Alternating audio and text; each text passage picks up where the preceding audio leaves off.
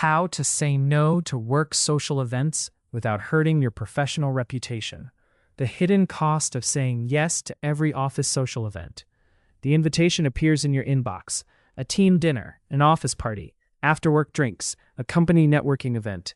You immediately feel trapped between two uncomfortable choices. If you attend, you sacrifice your personal time, energy, or existing commitments. If you decline, you worry people will think you're antisocial, disengaged, or not a team player.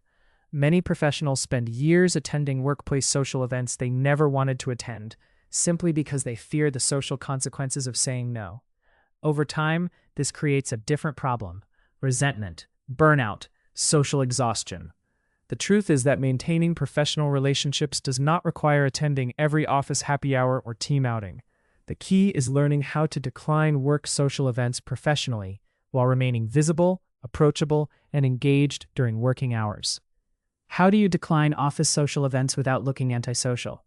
The best way to decline workplace social events without appearing antisocial is to communicate clearly, avoid over-explaining, maintain positive relationships during work hours, and attend selectively when appropriate. Most colleagues judge your overall professionalism and engagement, not whether you attended every office gathering. In other words, protect your personal boundaries, stay professionally visible, communicate respectfully, avoid making your absence feel personal. This balance allows you to skip office parties and social events without damaging your reputation. Why people feel guilty about skipping work social events. Humans naturally seek belonging. Psychologists have long recognized that social acceptance plays a significant role in workplace satisfaction and professional identity. When we decline an invitation, our brains often interpret it as risking exclusion from the group. This creates a mental conflict. What we want? Rest, family time, personal hobbies, recovery after work. What we fear? Being judged, missing opportunities, appearing uncommitted, damaging relationships. Many professionals solve this conflict poorly. Some attend every event, others avoid all of them. Neither approach is ideal. Can declining office events hurt your career? This is one of the most common concerns professionals have. The answer is usually not if you handle it correctly. What damages professional relationships is rarely the absence itself. It is the perception created by the absence. Low risk. A professional who contributes during meetings, supports colleagues, communicates well, and occasionally participates can usually decline social events without issue. Higher risk. Someone who avoids colleagues entirely, never joins team activities, rarely communicates, and appears disconnected may create concerns about engagement. The difference is visibility. People are more likely to remember how you interact daily than whether you attended one particular office party. The smartest strategy: selective participation. Many people believe they must either attend everything or attend nothing. There is a third option: selective participation. This means strategically choosing which workplace social events matter most. For example, you might skip weekly happy hours, casual drinks, and optional gatherings, while attending team celebrations, holiday events, important networking opportunities, and milestone achievements. This approach allows you to maintain relationships while protecting your time and energy. Why brief appearances often work better than full attendance. One powerful strategy is what many professionals call the show-and-go approach. Instead of spending 4 hours at a company social event, you arrive briefly, greet key colleagues, engage positively, and leave professionally. Exit script. It's been great catching up with everyone. I've got an early start tomorrow, so I'm heading off. Hope you all have a fantastic evening. Most people remember your presence. Very few remember how long you stayed. This allows you to remain socially visible without sacrificing your entire evening. Professional scripts for different workplace situations. How to decline an office party. Situation. You have been invited to an optional office party, but cannot or do not want to attend. Less effective: I hate office parties, so I'm not coming. Better: thank you for the invitation. I won't be able to attend this time, but I hope everyone has a great time. Why this works. It sounds respectful without over-explaining. It does not criticize the event or the people attending. It closes the conversation politely. How to skip after-work drinks. Situation. A colleague asks you to join drinks after a long workday. Less effective: no, I would rather go home. Better: I won't be able to join tonight, but thanks for including me. Why this works. It keeps the tone warm. It avoids making your absence sound like rejection. It leaves the relationship intact for future conversations. How to respond when colleagues pressure you.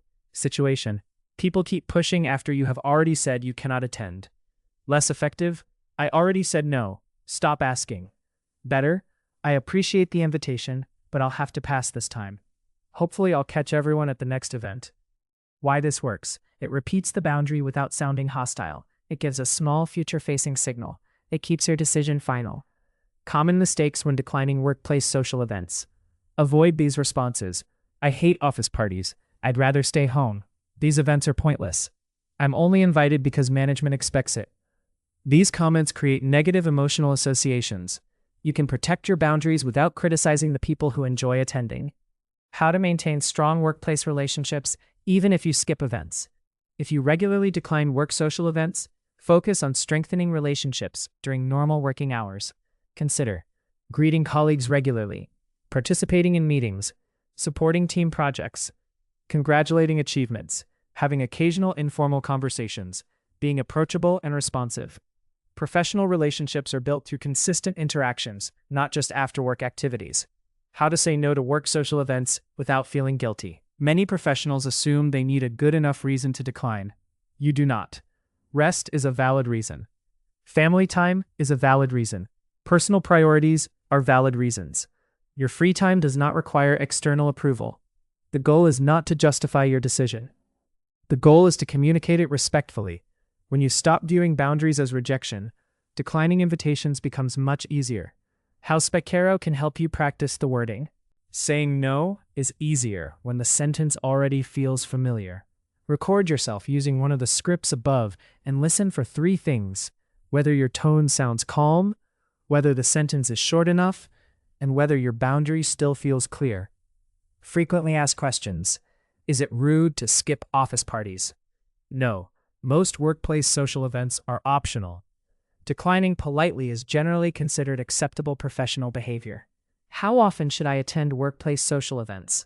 There is no universal rule. Many professionals benefit from selective participation, attending events that offer the greatest relationship-building value. Can skipping office happy hours hurt my career? Usually not. Professional performance, communication, and collaboration tend to have a much greater impact on career progression than social event attendance.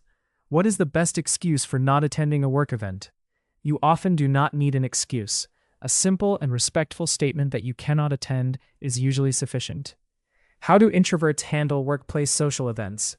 Many introverts use selective participation, shorter attendance periods, or brief appearances to maintain relationships without becoming socially exhausted. Final thoughts. Learning how to say no to work social events is an important professional skill. Healthy boundaries do not make you antisocial. They make you intentional. The most respected professionals are rarely the people who attend every office gathering. They are the people who communicate clearly, contribute consistently, and manage their energy wisely. You do not need to attend every office party, team outing, happy hour, or networking event to build strong workplace relationships. You simply need to remain engaged where it matters most. Protect your time, protect your energy, protect your professional reputation. You can do all 3 at the same time.